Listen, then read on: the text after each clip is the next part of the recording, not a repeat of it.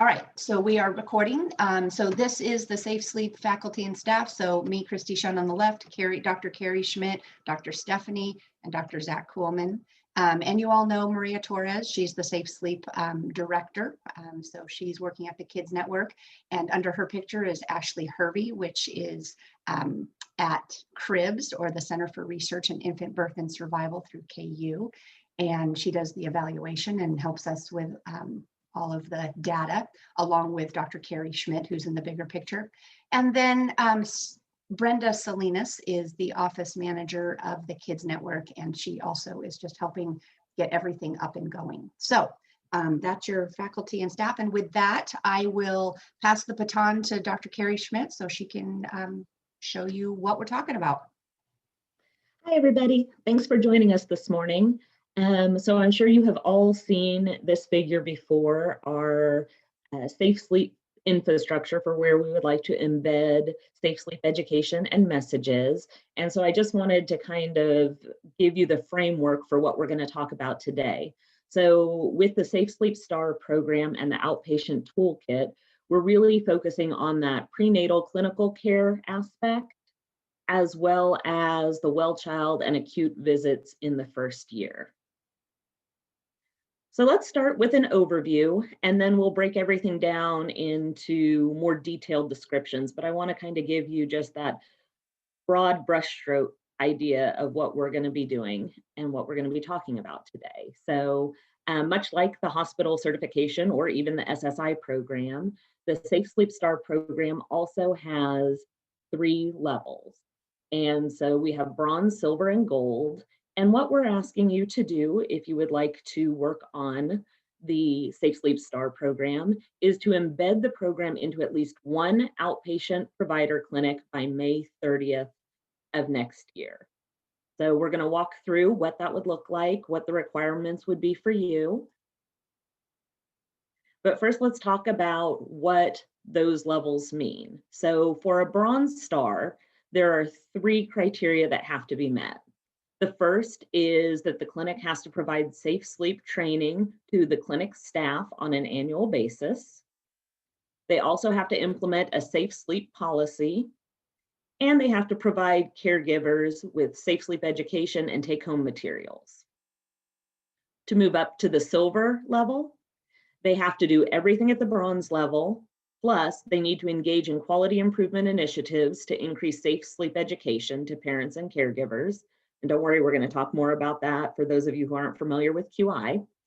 And then to move up to the gold level, they have to do everything at bronze, everything at silver, and they also have to do community promotion. So if any of you have worked on the Safe Sleep Hospital certification, this is very similar to that.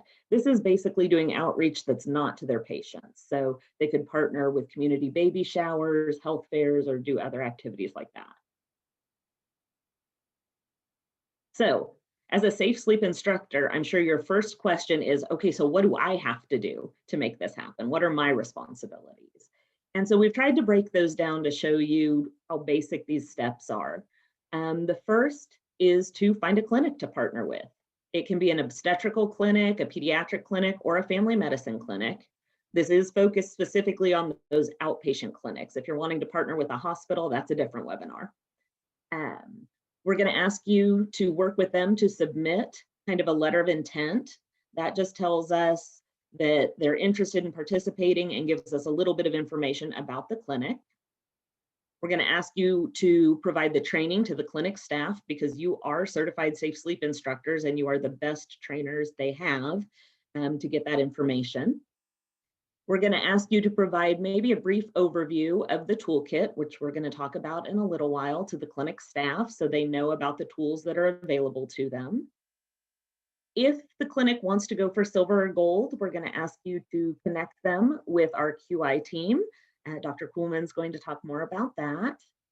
And then the final step is just helping them complete the application and providing the necessary documentation to the Kids Network. And the clinic can even do that themselves. We just want you to be available to help them through the process. So let's talk a little bit more in detail. And to do that, I want to start with a brief video. It's less than 2.5 minutes, and it just gives an overview of the Safe Sleep Star program. We created this video actually for you all to use when you partner with clinics. So this is available on the Kids Network YouTube site. And so it is accessible for you.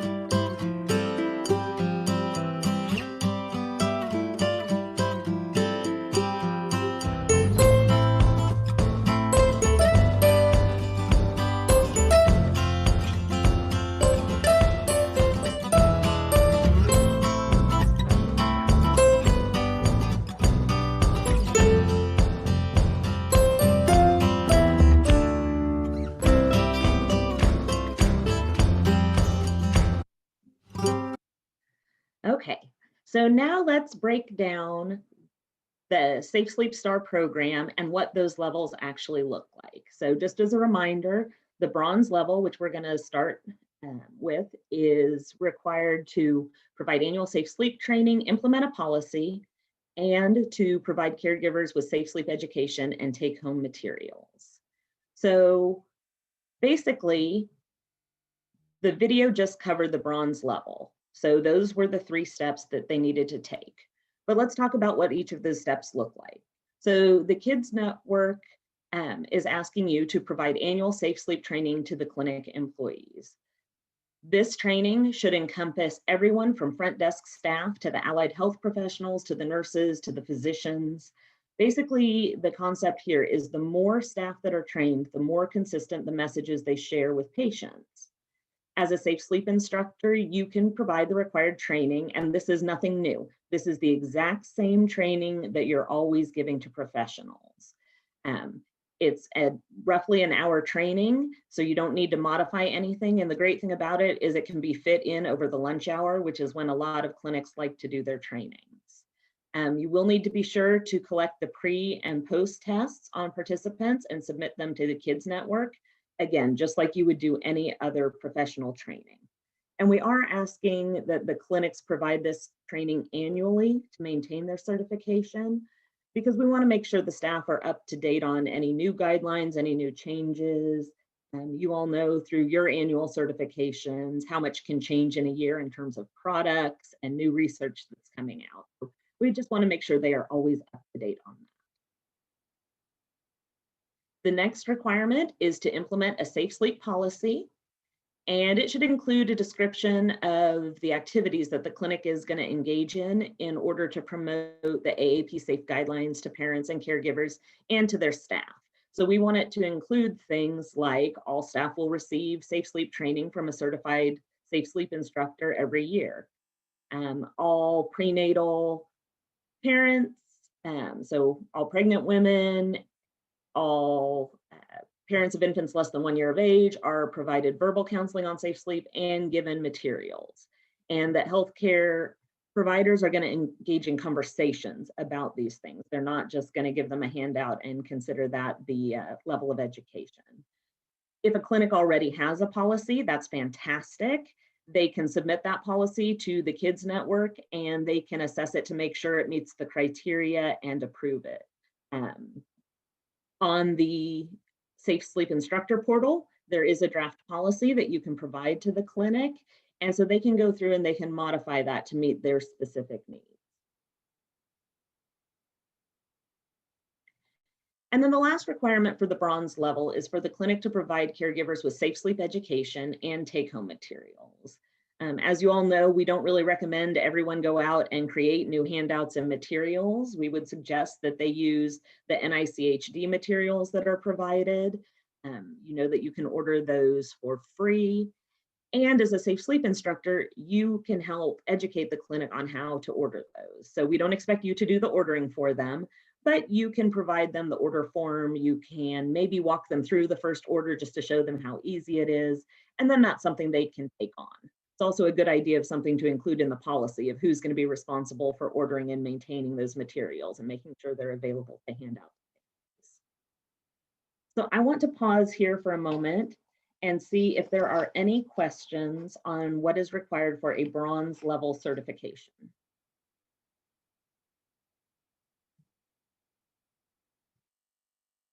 No questions in the chat box? Okay.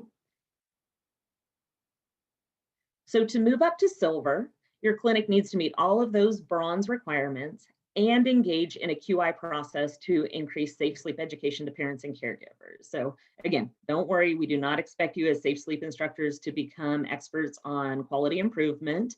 Kids Network and KU Cribs are going to provide the technical assistance to support the providers who are interested in that option. And I myself am not an expert in the QI process, so I'm going to leave that to Dr. Kuhlman to describe in a few minutes, but this figure just kind of gives you an idea of the framework we're going to use. So this is a PDSA cycle, which involves plan, do, study, act. And so the clinics will basically look at their own processes and figure out what would work best for them through this. We will provide webinars for the clinics to participate in that will provide them the information. So again, Dr. Kuhlman will talk more about this in a little bit, but I just wanted to make sure you guys feel comfortable that this is not something we're expecting you to take on independently. We are going to walk them through, and we have a great framework already set up on how to do that. So one of the things that's involved in the PDSA cycle is identifying an intervention to try to reach outcome goals. So one of the things that this might involve is trying to increase the consistency of safe sleep messages that are provided to parents and caregivers. So one option they have for the intervention is a thing that we call the outpatient toolkit. And basically this video is, again, about 2.5 minutes and provides an overview of the outpatient toolkit. After the video, we'll walk through some of the specific steps again. And this video is also available on the Kids Network YouTube site, so you're able to use this in your promotion and discussions with the clinics.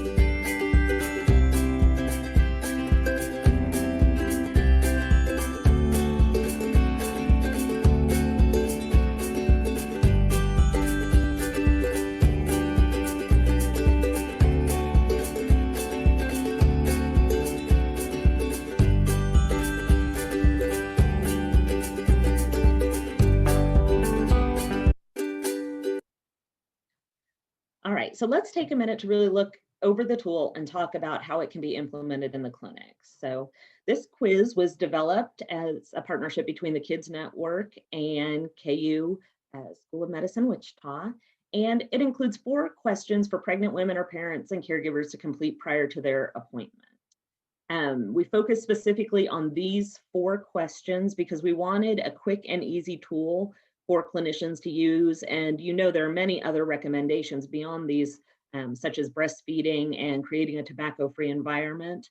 But our physician partners felt like those things were already being addressed during clinical appointments. And so really wanted to focus on some of those things that were getting a little bit less attention in safe sleep promotion. So as the video demonstrated, all of the correct answers are on the left-hand side, which allows easy scoring by the clinician. The physician or nurse can then provide targeted education regarding safe sleep based on the individual's responses. So if you're working with an OB office or a family medicine provider who sees women prenatally, the survey we recommend to be given at 28 and 36-week visits. And we selected these timeframes for a couple of reasons. The 28-week appointment is important because we wanted to make sure education was received before the infant sleep environment was being set up. So once people have purchased bumpers and all kinds of things that they want to go into the crib, it's a little harder to talk them out of using them. We wanted to make sure they got the information early. In addition, preterm infants are at greater risk for sleep-related death. And through our FEMA process, we've heard from bereaved families that had preterm births that they never received education on safe sleep. And that may possibly have been because they went into labor so early. So we wanted to make sure we got the information at an earlier time frame than it was usually given. We also recommend the 36-week visit. It's a great booster time. Most families are really making those final decisions about where the infant's going to sleep, and if they're developing a nursery, what that's going to look like at that point. And so it really kind of gives a nice balance and framework for providing that information. Once baby is born, so if you're working with the family medicine provider who sees infants or pediatrician's office, we recommend that the survey be given at least at every well visit until the baby is 1 year of age. It is absolutely fine if they want to give them at acute visits too, but depending on the clinic and their capacity, sometimes it's hard to add things on to those acute visits. One of the things we know is that prenatally and in the hospital, families have really high intentions to follow safe sleep if they've been educated on it. But what we also know is once they get that baby home, it's a little harder for them to follow through, and we start to see them making choices that do not follow the guidelines. So by providing the safe sleep survey at every visit, providers can assess if any changes occur in the decisions parents are making around sleep and try to help them address those. One of the scary things is that a lot of those changes and modifications in the sleep environment that we see start happening around the 2-month mark when families are going back to work potentially and there's less support. Sometimes infants hit that sleep regression. And so really they're taking their baby out of the sleep environment that's safest during the highest risk period. So we want to make sure we're tracking that and that it gives the provider a chance to go ahead and reassess and strategize with the family on how to continue to make those safe sleep choices. Once the parent responses have been collected, the provider should review their answers. For any responses that follow the AAP guidelines, it's really important to reinforce those behaviors. So one of the things we found from early pilot testing was some of the providers were like, "You passed," which, doesn't really tell the moms if they are making the best choices, or maybe, what is passing? Is that a 60%? Because that's not what we want to score for safety. So really going through and saying, hey, you're making great choices on these items, continue to do that. And then if any of the items do not follow the AAP guidelines, the provider should educate the parents on the guidelines. And it's really important, again, from previous research, that we address the why behind it. So simply saying don't do this is not enough. It's really talking through the why and then having a conversation in terms of what barriers they're having. So If they're going to use loose blankets, asking, what, tell me about this. You've started using loose blankets in the sleep environment. What's going on? And then the family can share information and the provider can make recommendations or suggestions. So if the family says something like, well, we're having trouble, our heater's not working, it's very cold in our house, and you can say, okay, I appreciate the fact that you're trying to keep your baby warm, that's fantastic, but if the loose blanket covers the infant's head, it's going to make it very difficult for them to breathe.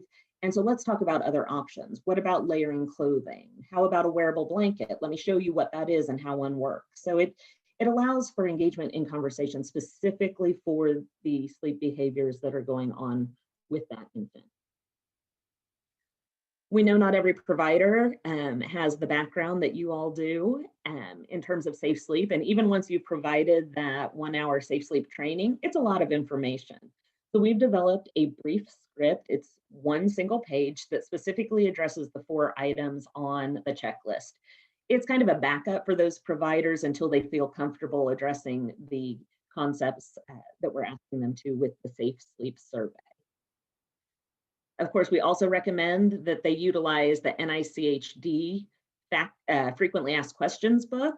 Both of those items are available in the SSI portal, but those give broader descriptions and responses of why some of the recommendations exist. Like, for example, if the providers are getting a lot of pushback on pacifier use, it has a nice section that talks about how to address patients who are questioning pacifier use. The back of the survey also includes a place for the provider to track the information that they have provided. Again, we're really recommending that they address all of the issues that are on the back and not just the ones that the families say, they're doing something that's not in line with the AAP guidelines. So this also, in terms of the QI project, gives them the data they need to be able to audit in order to get that credit. So any questions over the silver level and what the requirements are for that? A question did come in earlier, and they were asking if do you have to have a certain percentage of staff trained, or does all the staff have to be trained to qualify for the bronze level? So we're recommending that all staff are trained. If the clinic has specific limitations or reasons that certain staff can't be trained or it wouldn't be feasible, then that's a conversation that they can have with Maria in terms of identifying, is that reasonable? So if they have, lab technicians that never interact with patients that are on site, maybe it is reasonable to say they would be exempt from the training. But it's amazing the information that is shared even in the lobby and from those non-clinical providers. So we really want to make sure anybody who would be in contact with the patient has that information. Christy or Maria, do you want to add anything to that? That's exactly what I was going to say, is that you'd be amazed at the front office staff, that they get a lot of questions. And so if half the staff is trained and half isn't, then that's where we have the inconsistent messages. That's also where we found issues at the hospital when the people who were making the cribs up weren't trained on safe sleep. So we realized everyone needs to know about safe sleep. But I would 100% agree that if there's a reason that somebody can't be, we'll work with folks on that. But the idea is that everybody be educated on safe sleep. Thank you. That was a great question. Okay, so now let's talk about GOLD. And so this is to engage in safe sleep education at the community level through health fairs, safe sleep community baby showers, or other community outreach events at least twice a year. And of course, they also have to complete the bronze and silver level requirements. But this is actually, I think, kind of a bonus for you all as safe sleep instructors, because this just encourages them to support you in the things you're already doing in the community. So getting them to participate in the safe sleep community baby showers, they can come and they can present, they can share safe sleep information, they could have a booth, they could purchase cribs. There are a lot of different ways that they can be involved that would qualify them for this step. A few things that would not qualify are just referring patients to the event, or maybe posting the event on their social media or on their website. We really want them to be a little more actively engaged than that. It does not have to be related to the Safe Sleep Community Baby Shower or health fairs. If you have a clinic that has an innovative idea for promoting safe sleep in your community, that's fantastic. We just need to communicate that with Maria to make sure that it meets an acceptable level of engagement. So make sure to do that early enough so that we can determine whether or not that will count before the clinic invests a lot of time and effort into doing it. But this really is kind of broad, and we really encourage creativity here. You all, as the safe sleep instructors and the clinics who are embedded in the communities, you know what will work best in your community, or you may have ideas for new strategies. We've seen other groups and communities do things like drive-through safe sleep community baby showers, or I know there's been talk about doing some at drive-in theaters. So there are all kinds of creative options, and we don't want to stifle those. We want to encourage them, but just make sure you have again, that communication open with the Kids Network so that we can make sure that they meet the criteria.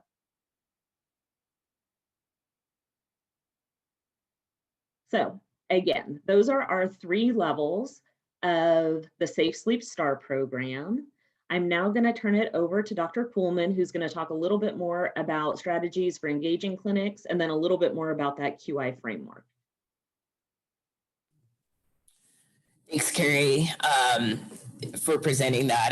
I hope that was as clear as mud for all of you guys. So please let us know if you do have questions or don't understand it. We'll talk a little bit about how to kind of reach out to clinics and engage clinics, and then also the quality improvement project that we have associated with it is this may be motivation to entice especially the physicians in the community to engage and participate with you. So really, how to engage clinics. We really recommend starting with clinics that you know, that you may already have an established relationship with. So whether it's the family medicine clinic in your community that you're a patient of, or your family's a patient of, or the pediatric clinic that your children may go to, and being able to really use those relationships that you may already have established. When you meet with a clinic for the first time, trying to figure out who would be a good clinic champion. We know that when you implement projects like this, you need somebody who is passionate about this topic to be able to lead it on their end. So trying to find the right person that can help lead it inside the clinic is going to be crucial to help the project succeed. So sometimes just sharing some personal stories may help create that sense of urgency, or sharing statistics in your community. If you live in a community that's maybe really struggling with infant deaths, or maybe had some loss, kind of creating that sense of urgency can also help buy-in of why this may be important to implement this program. So one of the things that we have found, if you're going to meet with the clinics and train the clinic staff, is to try to provide lunch, or to meet over the lunch hour. That seems to be the time that most meetings may happen during the clinic staff, and then just bringing in food or lunch or snack can be helpful. And then one of the key motivating factors to help engage the physicians and the leads in the clinic is to identify it as a quality improvement project. So as physicians, we all have to maintain, as part of our certification and licensing, what we call ongoing clinical education. It's part of what they call the maintenance of certification. And it just shows, as physicians, that we're dedicated to lifelong improvement in our clinical practice, and that includes not just clinical improvement, but also process improvement within our practices, or ways to help improve patient education, patient knowledge. So this project ties in really good with lifelong learning for physicians. So we have, I think the next slide will talk about the maintenance and certification just a little bit more, but I'll go through just a quick timeline on this slide.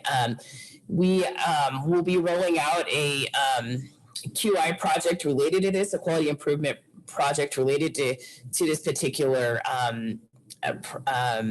safe sleep intervention that can be done in the clinics. And it would be a 3-month project. It will be comprised of a couple of webinars that we'll do. One is just kind of to provide the clinical team an introduction and overview of the project, to talk about safe sleep education or safe sleep interventions that they can implement as part of their process improvement changes. We will ask them to collect some baseline data so we can kind of assess how they're already doing in regards to safe sleep education in their clinical practice, and then to look at that data to help identify where there may be gaps for improvement in either in their process, or, like I said, or in their education to families, or just their overall clinical practice. And then we will have them implement an improvement plan. We hope that they implement the safe sleep toolkit that Carrie went over, but certainly they have the ability to make any kind of process improvement that they think would be impactful in their own clinical practice. And then we'll have them collect post implementation data, where we can look at their pre and post rates and determine how effective their intervention or in their practices. And then we'll do that a second webinar where we review the results with them, talk about any kind of successes that they may have had, and or any other barriers that they may have had to implement this particular project in their clinic. And hopefully we do that as kind of a group project with other clinical sites and practices, because it's always nice to be able to learn from other practices and learn from other peers. So that's the plan with that. And then following that, they would be able to get credit for their maintenance of certification. Like I said, that's important for their ongoing credentialing and licensing to practice. So through this, KU School of Medicine is a maintenance of certification site. So we were able to designate this particular project as maintenance certification in 3 boards. That would be the pediatric boards, the OBGYN, the obstetrical boards, and the family medicine boards. So all 3 of those practices have been designated for approval within the scope of this project. So I think that, again, will be helpful enticement to engage the clinical providers in this. With this project, we'll help provide technical assistance. So we're not asking you as the safe sleep instructors to provide the QI education or clinical assistance. We'll do that on our team, but we do need you guys to know about it, because I think this will be good, like I said, good enticement to get practices to participate. So any questions that you guys have with that, please put in the chat box. And I would just add that you are always welcome to attend those webinars also. We're not cutting you out of them. We just want you to know that we don't consider you responsible for that part of the content. So please consider joining if you have a clinic that's going to participate. Absolutely, absolutely.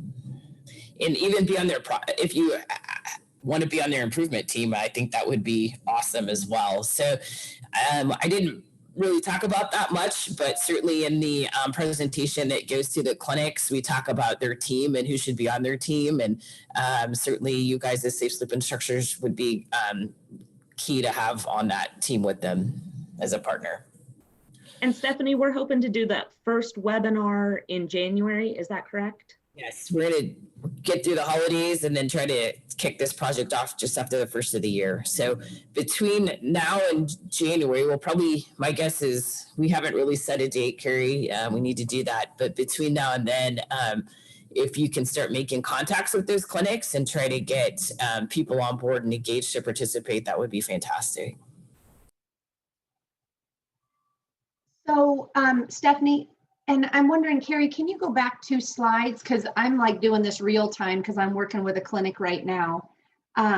if you look at the month 1, 2, and 3 right there, so like when I talk to this clinic, I'm basically saying that if you can come to a webinar like in January, that technically by like April, you could have some of this stuff embedded, correct?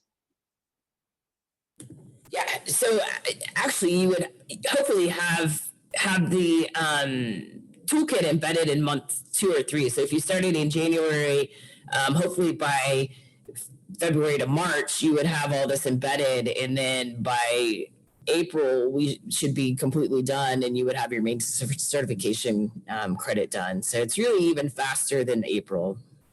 So if I was needing maintenance of certification and I started in January, I could likely have that done by the end of April. Absolutely, maybe by March, depending on how busy your practice is and how fast your team can implement change. So, okay. Go ahead.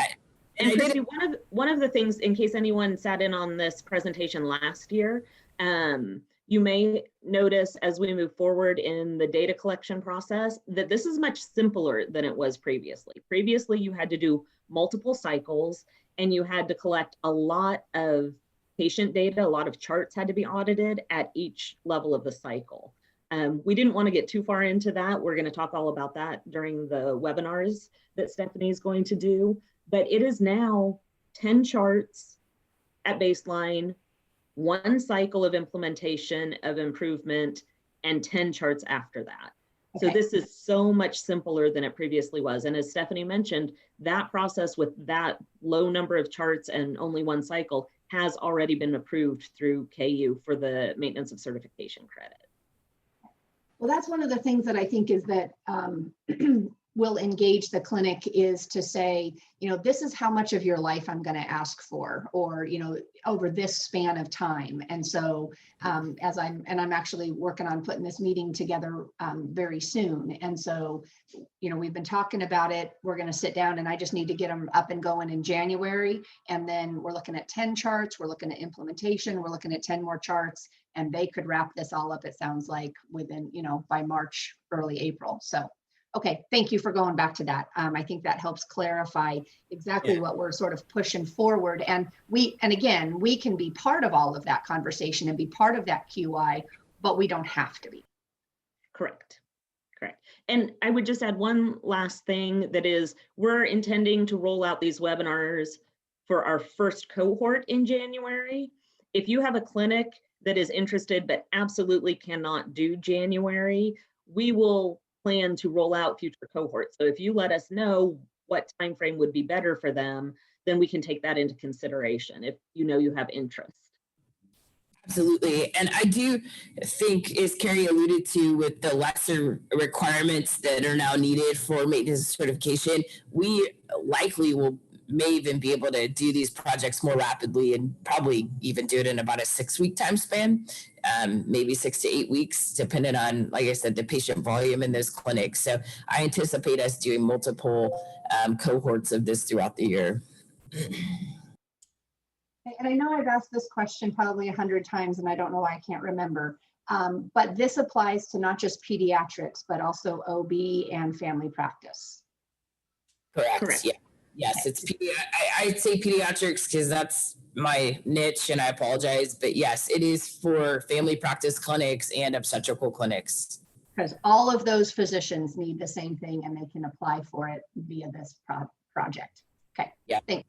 Physicians need that. This particular project that was approved for those 3 specialty boards. And I just noticed a question in the chat box. I wondered when Ashley just unmuted. There's a question about, you know, what clinics have been certified or not, so that we know which ones to go after. And Maria, as I'm looking at your picture, I'm going to pitch this question to you. I don't know where it is. We do obviously have a list. Can you tell people how they can find that? I don't have it on the portal yet. I'm trying to make it pretty, not just like a list, but maybe I said right now, maybe I will just have to put a list up with their certification level and then work on make it not look nice. We don't have that many yet certified. So right now we have like a couple health departments, and here in Wichita we have more. Of course, we have Gary County clinic, but I think I can just go ahead and do a list right now and just put it on the portal on the toolkit documentation, so you guys can have access to it. Yeah, we'll go ahead and put this webinar on the portal as well. So we'll put the portal, or on the portal, we'll put the webinar, and then we'll put an Excel spreadsheet. And then we're going to do some more promotional things. And so that will look different eventually. But yeah, so you can always look on the portal, or you can also email Maria. Yeah, you can email me and just ask if you have a question like in a specific county. Just say, hey, do you guys have any clinics in this county? Ask me and I will just let you know for sure if we do. Like I said, we don't have that many. So if you're in a county that you're not sure, just email me and I will answer you. Okay, so I guess it's my time to present. So the first thing that you guys want to do, like Stephanie and Carrie said, is engage with the clinic. So if you guys already have one in mind and you guys think that in January the clinic will be ready, the first thing you guys will have to submit to me is their application and what level they want to apply for. If it's just the bronze level, you can do it at any time, but if you guys want to do the silver and the gold level before January, or you guys think in January they will be ready, let me know and submit the paperwork to me. The first thing is the application, and there is the picture, and then you will send me an email with attachment, and then I will respond depending on what level the clinic wants to engage. I will respond with the next step. Just keep in mind, if you guys want to do the silver, to fill it out before January, and then I will let you know when the webinars in January will happen. And here is a checklist, and it's on the portal as well. So it just basically, depending on what level, it's really easy. You just click on it, like make check. So it has the bronze, the silver, the gold, and then what recognitions they will receive. So just it's on the portal. If you guys have questions about something, let me know. Everything is the first thing that you guys will have to do is just engage with the clinic, and then email me, and we will from there, depending on the level. Okay, so this is kind of just a what they need for the bronze level. Carrie already covered it. Just make sure that they train their staff, and we want everybody to be trained. And like Carrie already said, maybe the lab will be an exception, but I think everybody, you can even, like when they're drawing some blood, you guys can talk about safe sleep too. Anybody, even the front, and especially like if the front is the people who are going to be giving the quizzes, we want them to know, just in case the moms have a question. So anybody, just like when Carrie addressed that question, so just let me know, and we will go one-on-one and decide who needs to be trained and who might not qualified to be trained. And then the policy, some clinics already have the policy, but if they don't have a policy yet, we have an example policy on the portal, and then you guys can start writing at the clinic and write it, and then if they have questions, they can send it to me. And then if I want them to change something, or the group wants them to change something, we will send it back to them, and they will, you will have to do it. It will just be basically me and the clinic sending emails back and forth, and then provide the caregivers with safe sleep education. Where the Carrie showed you the booklets. If they have any else that they want to share with the patients, is fine, but we don't want them to find new information to give to the parents. We already have the booklets there for free. They can order them, so that's a good booklet to give to the parents. So that's the bronze level. And then the silver, again, maybe just a repetition, but just engaging the QI process. I think they will be it will be much easier than before. They just want the 10 charts before, and then they do the implementation and then 10 charts afterwards. So it's much easier than what it was in the previous years. So if I feel that the bronze levels that we have right now, maybe they will try to bump to the silver level, and maybe even to the gold level, because some of them were already in the baby showers, participate in the baby showers, but they didn't want to do the mock. And now that it's easier, they might decide to just go ahead and do bronze. They were already on bronze and just go ahead and go to the gold level because it's much easier with the mock. And then the gold, like I said, a lot of clinics were already engaged, participating in the community. So maybe now they're just going to decide to go extreme to the gold level. So just let them know that if they're already working in the community, it needs to be at least 2 times a year. And right now, with everything that is going on, I know we're not meeting, but anything that to engage the community, not just their own patients, to engage the community. And if you guys have questions on what qualifies and what doesn't qualify, let me know and I will give you an answer before the clinic decides to apply for the gold level. And then I will go ahead and we're going to be sending you, depending on the level, we're going to be sending you a plaque, or so they can put it in the clinic.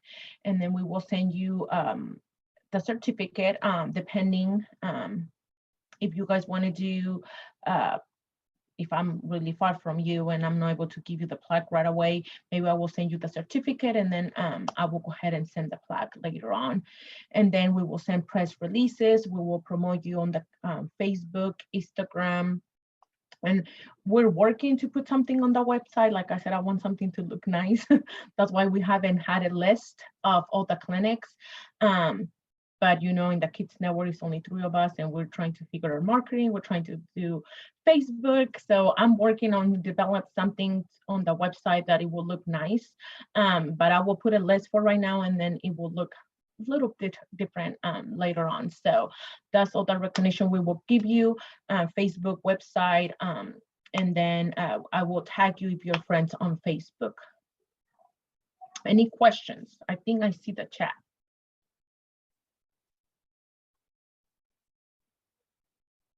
I think that was the question that no questions in the chat. No questions. Okay, so now I'm going to go ahead and give them the presentation to Carissa. She is in Gary County. She engaged one of the clinics in Gary County. They is an obstetrician, and now she's going to try to do a pediatrician clinic. So go ahead, Carissa, just share with us what you did. All right.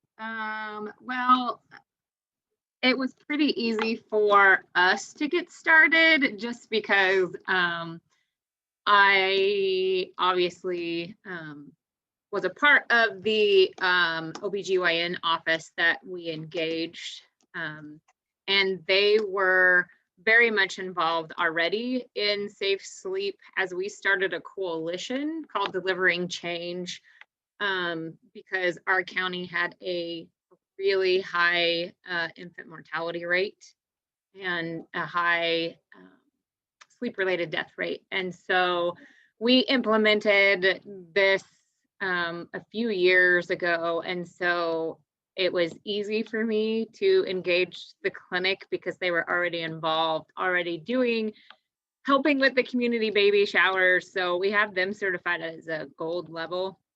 The most difficult part was finding time to get the entire clinic together to do their safe sleep education. So that was the most difficult process in implementing the toolkit. You know, getting them their policy was pretty easy, and Maria was fabulous. She walked me through each step, making sure that I had each step done. So if you ever have questions or any concerns, Maria is quick to respond and will help you through each step. I plan on here in the next couple of weeks meeting with our pediatrician's office.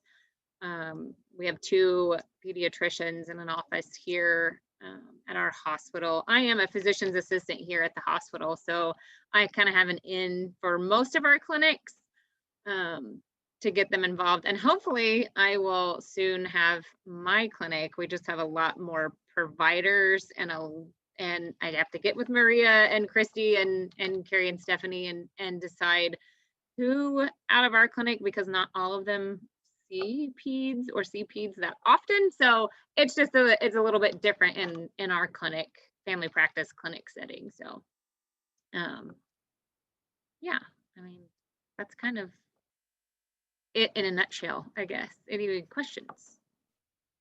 Thank you, Carissa, for sharing that. And one thing what you mentioned is that getting the clinic together to get the training, you guys can break it down too. It doesn't have to be all the clinic at the same time. So maybe you do one group this morning, 1 week later you do another group. So it doesn't have to be all at the same time. As long as you collect that data with a pre and post test, that's what we need.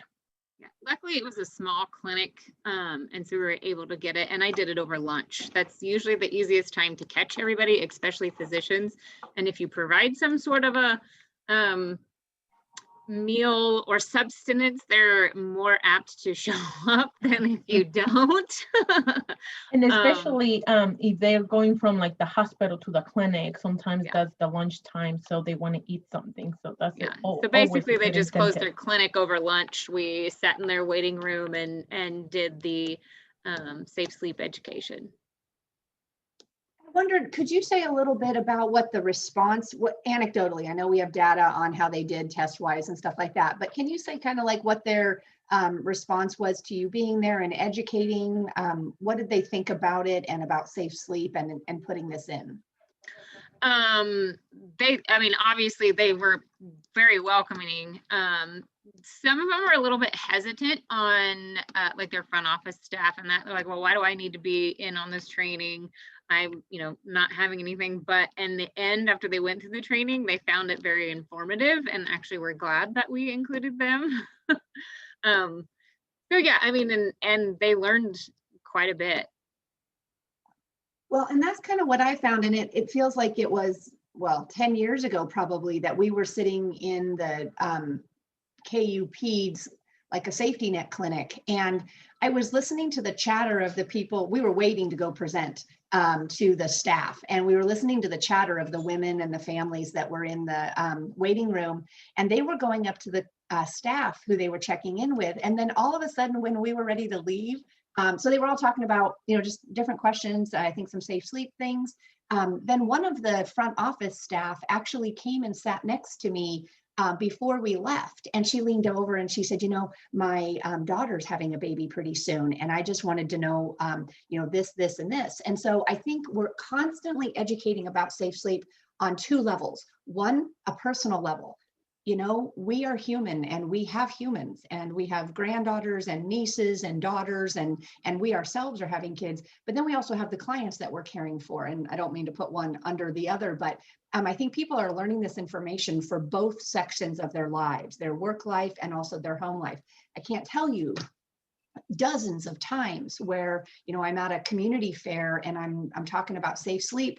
And I'm talking about sleep sacks or wearable blankets, and somebody comes up and says, I have a baby shower for my niece coming up. I'll embed these in my work, but I really want some for my family members. So I think that we have to keep remembering that, that front office staff, they also not only are educating our clients, but they are our clients too, just as we all are in this game. And I also want to go back to your comment about lunch. We actually did a presentation, I think it was about a year ago. Well, no, I actually think it was like February, and it feels like 10 years ago, with a pediatric clinic. And we don't have a lot of money with this. And so we didn't have the funds to provide lunch. So if you are in an area that you don't have money to provide lunch, we just took a pretty cool dessert. And the doctor's office said, hey, we'll just have everybody brown bag it. And so everybody brought their own lunch. We did it over the lunch hour. We did the same thing that Chris is talking about, where we were in the front room, and we just brought a cool dessert. And so that ended up costing us like $20, $25 rather than $100 or $150. So to be creative in a bunch of different ways. So are there other questions? Looks like there's a question in the chat or a statement. Nope, they just agreed with you that Maria is the best. That is not a question. She is the best. And that's, we're learning together. We have a process. We want to embed this. And so we are learning from you constantly. So Carissa, thank you for forging ahead. And like, you're in a different size community, right? You're in Junction City and you have a couple of clinics. Sometimes I look at, Sedgwick County and I think, where do we start? Well, we just start with one. And so you might be in a small community or a mid-sized community, which is what I would consider yours, Carissa. And so you've started with this clinic that was an obvious choice. So going for the low-hanging fruit, delivering change and the OB office, they were all on board. So get them done. Now you're working on yours and the pediatrics. So this doesn't need to be done by June. This is the long haul. We want this stuff embedded appropriately, effectively, so that it doesn't go away. So thank you. Sorry, I derailed that conversation a tiny bit because I'm very excited about this piece. And I also think this is where we will we'll move the needle a little bit with the physicians. Thanks, Carissa and Christy, great points. So are there any other specific questions over embedding the Safe Sleep Star program in a clinic? Questions about the process or the data?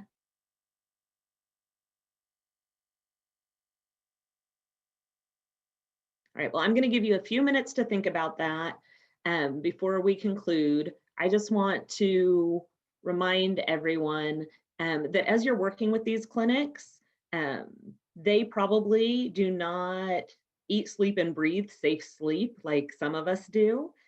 And so it's really helpful for you to talk to them about other toolkit items that they can use in their clinic because they may not be aware of them. So we always encourage you to promote the Kids Network website, which always has up-to-date information that they can access very easily. And it's always nice to have that information available in one place, so they're not having to search over the whole internet to find information. We also want to remind you to let them know how to refer to the Kids Network in the event that there is a family that does have a loss. And so please provide them with the referral information and form. As Christy has said before, there is no law or policy mandating referrals to the Kids Network. So a lot of people, I think, assume that sort of happens automatically, but it does not. So please make sure to refer those families so that they can get some support.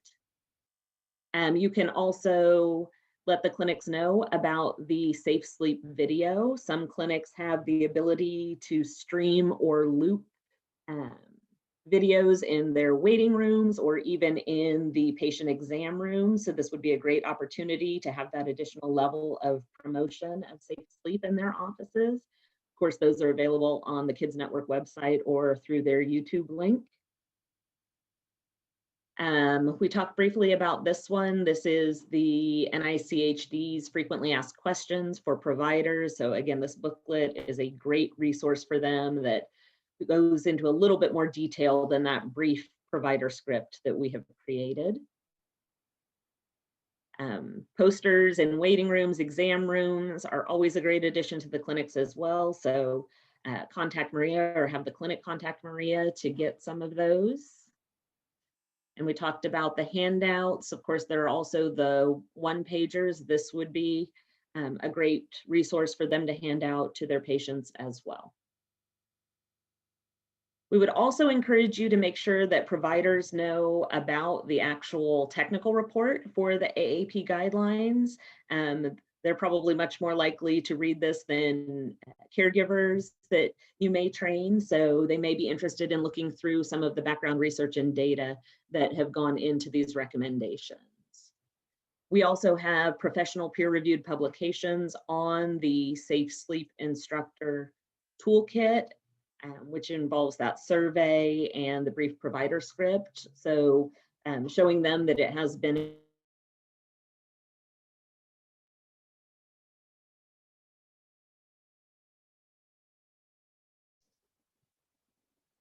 We lost Carrie for a minute. Let's see if she can reconnect. Hi, sorry, I think I got disconnected. You're good to go. Okay, let me go back to that screen. We had almost made it too. So I'm not sure where you lost me or I lost you, but so we do have professional peer-reviewed publications describing the Safe Sleep Toolkit. Again, that may be something that providers are interested in looking at as they make decisions of whether or not they want to implement that toolkit. And then we also have the 0 to 1 curriculum that talks about disparities in infant mortality. And that is also available on the Kids Network website. So Christy, I will give it back to you if there are no questions. There are no questions at this time. Thanks, Ashley. So, right, this whole project was started actually with a March of Dimes grant, and then we applied to Kansas Department of Health and Environment, so maternal child health Title V grant, and so that has that grant runs out next year. So we are constantly looking for grant funding, but they have helped get the first 6 years of this project off the ground. And then Safe Kids Kansas through injury prevention at KDHE has also been a really close partner through the whole thing as well. They're the ones that helped us with the posters, and so they do some of the helping recruit safe sleep instructors and help do the webinars and things like that. And then obviously Cribs, who has done all of our data and helped organize the forms and just make sure that we're comparing and contrasting and learning and making the right decisions moving forward. So it is a collaborative activity, just as Safe Sleep is a collaboration. So I'm grateful to KDHE, Safe Kids, Cribs, and all of you for working on this. And I think our last slide is more about questions again. So I'll put some time in there for that. But you know that what we've been trying to do is have very consistent messages for Safe Sleep. And I think that the Safe Sleep Toolkit is a piece of that. What I have heard for years, way before we even started doing this, is, the hospital nurses would come and say, there's a physician in town and they keep saying side or back. And so we were like going to them one-on-one because there's so much for people to know about everything that they're dealing with. They may not have the blinders on Safe Sleep like we do, or don't have the luxury of doing that. So they're trying to do 100 different things. And so we would just be going to, doctors' offices sort of one by one. And I think this is a way to sort of bring everybody into the fold and make sure that we're providing those very consistent Safe Sleep messages.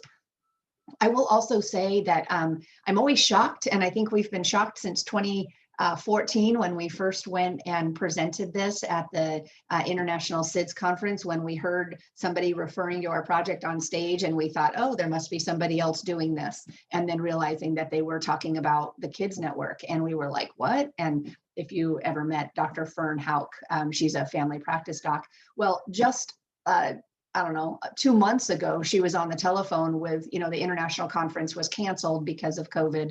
And so we were doing everything via webinar, and she did it again. So, and that was, 2014 when she first started looking at this project, and she's sort of kept track of this. And so somebody from Italy had posted a question in the webinar and said, are we doing anything for Safe Sleep with our OBGYNs, with our doctors' offices? And Fern Hauk jumped in and said, well, there is a group and it's in Kansas, and I'll let her talk about it a little bit. And I keep thinking, in the world? We're the only one in the world that's working on this. So, this is cutting edge, and that's where this part of the project has been sort of the fourth piece of this infrastructure that we're trying to develop. Not because it's less important, but because it's a little bit trickier, because every office is a little bit different. Not only do we have pediatric OB family practice, but then we have community size. And like Carissa said, you've got 12 providers in one office and 3 in the other. So the one with 3 providers is a lot easier. So that's the other thing, is if you have an office that has multiple providers, all of those providers don't have to do this. They can choose based, I mean, so like one of them, and Stephanie, I don't know if you want to jump on, but so Dr. Zach Kuhlman, who's part of this process also, he's in a huge practice.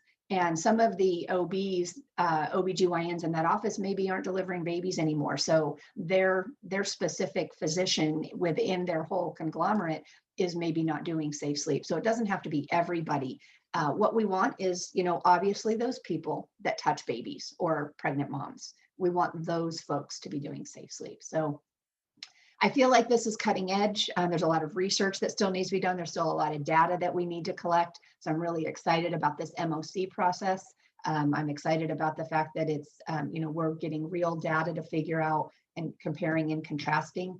Because if it doesn't work, we'll tweak it so that it does. But this is certainly the direction that we're going. And it appears that people across the country and world are interested in figuring out this piece of the puzzle. So, so thank you again for being on the webinar. Any questions? No questions in the chat. Okay. Maria, any lasting comments or anything that you feel like you need to say to folks? No, just I know sometimes we don't think about the questions right away. So if you guys have questions later on, email me. Yeah, and if you have suggestions, if you're working with a clinic and it's like they're not going to be able to do this or this, but you think there's another way around it, approach us. Ask it. I mean, that's a question too. So we're not here to say you have to fit into this narrow funnel. We are here to figure out how do we make this. We have to stay true to safe sleep, right? We have to be. I think fidelity is incredibly important, but there are some differences in the implementation that we might be able to tweak or adjust so that it fits the area that you're working with. The most important thing at the end of the day is that people leave understanding safe sleep and that they have more than just heard what safe sleep is, that we've really wrestled to the ground some of the barriers. And I actually thought about saying this earlier in the presentation, but didn't want to interrupt. This is why we hound you on barriers, addressing barriers. We don't expect every physician to have all the answers to the barriers. That's why you, as the safe sleep instructor, when the physician says, so I have a family who lives in a very tiny apartment, the walls are thin, they're worried about the baby crying, so they co-bed. What are you going to say? They don't have the money for a crib. What are you going to say? That's our job as safe sleep instructors, to be able to wrestle those barriers or those hard questions to the ground. Hopefully those folks that are delivering the safe sleep message are going to get better at that. But that's what I hear over and over in the office is they just start popcorning questions out there going, how do I address this? How do I address this? How do I address this? And so that's where the beauty of you being the champion and the safe sleep instructor can help them, help resource them and give them some sound bites to answer these. So there's that brief script, but you back that up with the nitty gritty of how to make this happen. So don't for a second think that your position once the clinic starts doing safe sleep gets diminished in any way, because I think you coming back and recertifying every year, you're getting the new data. And again, there is just so much data in this world, or so many new pieces of information about products or this or that or the other thing. You're staying focused on that and you're sharing that with them. And I think that's a great service to our community and to our providers, whether it's a hospital or a clinic. So, all right, well. Christy? Yeah. I would just add that what we know about learning and behavior change is it has to do with dosing. So everyone you train that is sharing the same message makes it that much easier for the next person who shares the same message to actually engage that family. So Christy mentioned how nurses talk about, I say this, but I don't think they listen.